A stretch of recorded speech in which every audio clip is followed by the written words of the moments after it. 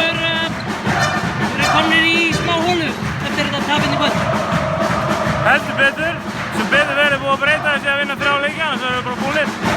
En ég meina við verðum bara að ríða okkur í gang og vinna 3 röð.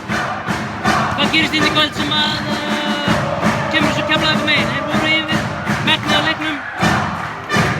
Já, eins og þeir byrja betur. Þeir ná þessu rönni þarna í öðrum leikluta held ég, frekar en fyrsta og við bara náum aldrei að koma tilbaka alveg upp úr því.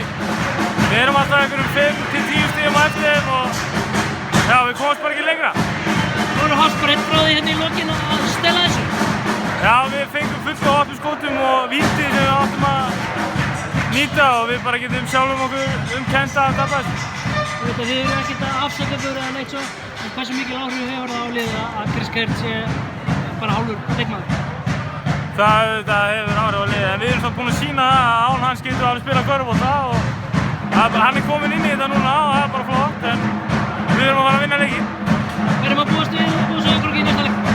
Bara baráttu og hörku og við erum bara að leggja allt í söluna, þetta er að